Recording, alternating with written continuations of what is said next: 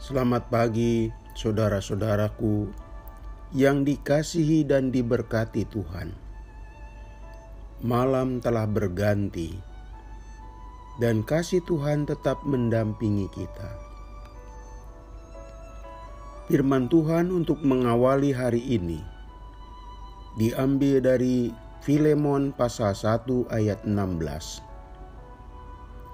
Bukan lagi sebagai hamba, melainkan lebih daripada hamba,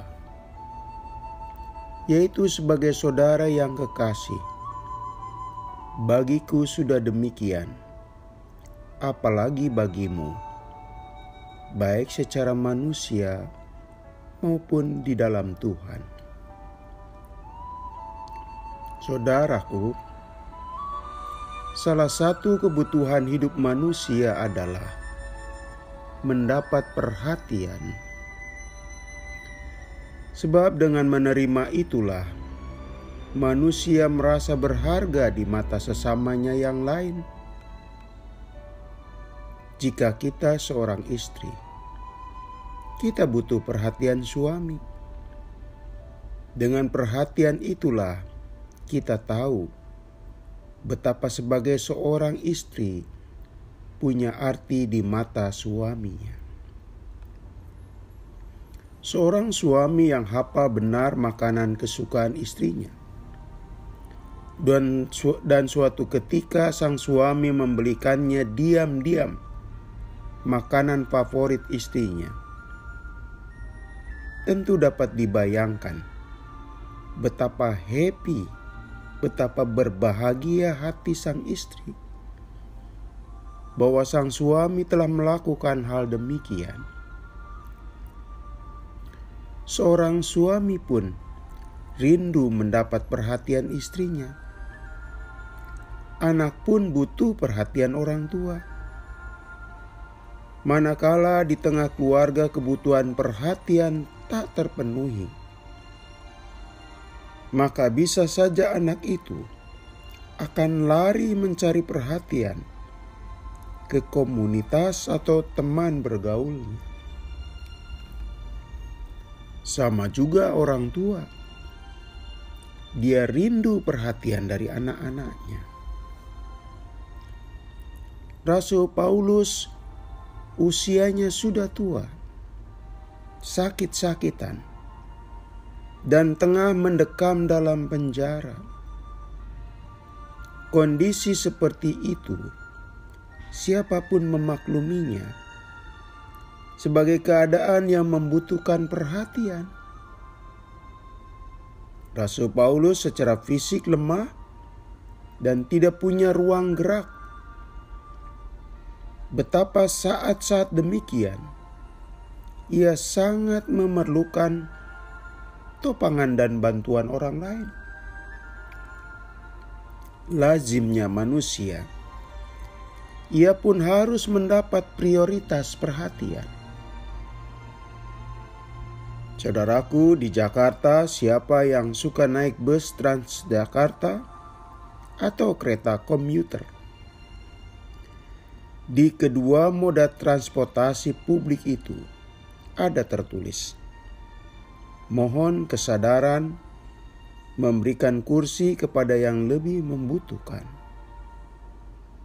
Disertai gambar selain perempuan hamil, orang disable, juga orang tua. Mereka digolongkan yang paling membutuhkan. Sebuah contoh baik bentuk perhatian atas orang-orang golongan tertentu yang ingin dijadikan budaya publik. Artinya, kebiasaan baik yang mau dijadikan perilaku bersama.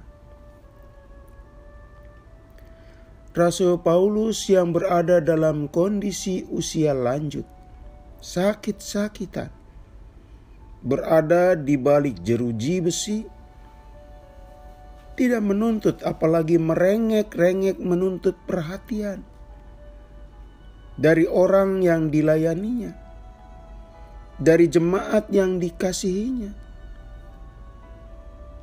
Padahal kita tahu Dia dipenjara karena Injil, bukan tindakan kriminal yang dilakukannya.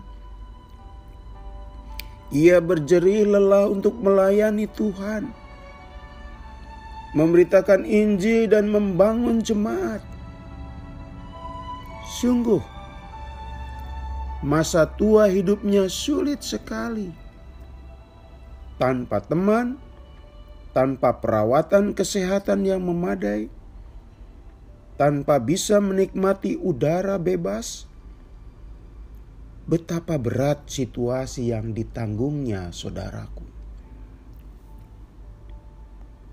Sebagai seorang pendeta, saya pagi ini terharu sekali dengan masa tua yang dijalani Rasul Paulus dengan ketabahannya. Saya merasa melihat keagungan seorang hamba yang setia hingga di masa tua. Meski ia tidak mendapat perhatian yang memadai, tapi ia tidak menuntut atau mengeluhkannya.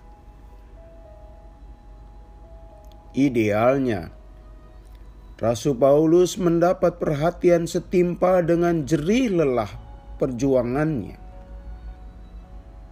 Ini tidak. Dan ia tidak mau menyusahkan orang-orang beriman yang dilayaninya. Malah yang dilakukannya adalah ia meminta jemaat mau menerima Onesimus, seorang hamba yang setia mendampinginya. Artinya, Rasul Paulus justru berkonsentrasi menaruh perhatian untuk orang lain. Ia mengabaikan kebutuhannya sendiri. Dalam hal ini, ia berusaha agar Onesimus bisa punya kehidupan yang lebih baik.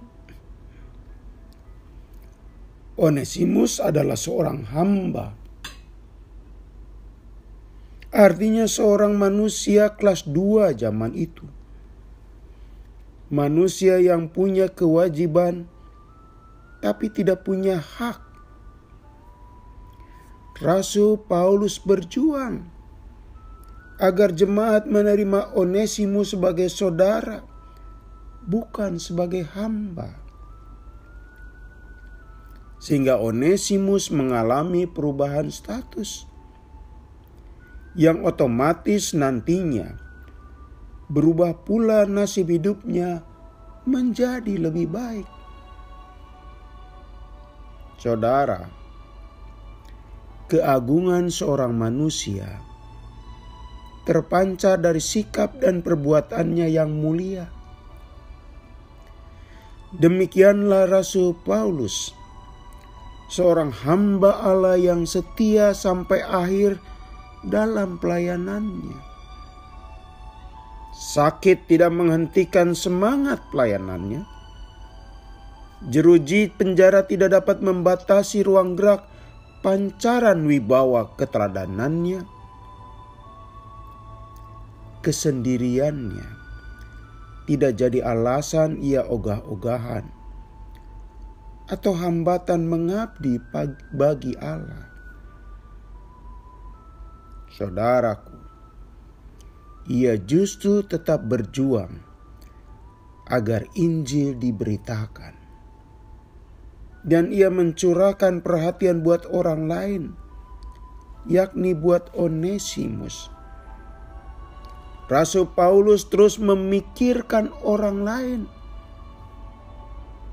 bukan tuntutan buat kebutuhannya sendiri. Inilah pelajaran rohani kita pagi ini. Saudara dan saya butuh perhatian. Tapi kita harus membebaskan dari tuntutan egoistik. Artinya, kita jangan hanya berjuang terpenuhinya kebutuhan untuk kita sendiri saja. Kita pun berusaha keras agar pasangan hidup kita, anak cucu kita, orang tua kita, teman sekantor, bahkan orang yang tidak kita kenal sekalipun, untuk mendapat perhatian pula dari kita. Dengan demikian, kita membuat orang happy dan tidak kesepian. Dan percayalah, orang yang happy, orang yang bahagia akan melahirkan aura dan tindakan membahagiakan juga. Alangkah indahnya hidup jika tercipta demikian. Semoga saudara-saudara, kita berdoa. Tuhan, kami punya kebutuhan hidup. Tolonglah dipenuhi. Tuhan, tumbuhkan pada kami hati yang mengalirkan perhatian buat sesama kami. Anak atas orang tua buat anak, suami terhadap istri atau sebaliknya, warga jemaat terhadap gerejanya. Bila kami kehidupan perkawinan yang saling berbagi perhatian, persahabatan yang saling menguatkan. Dalam nama Yesus kami memohon. Amin. Selamat pagi saudara-saudara. Selamat beraktivitas. Masih bersama Pendeta Supriyatno. Tuhan memberkati.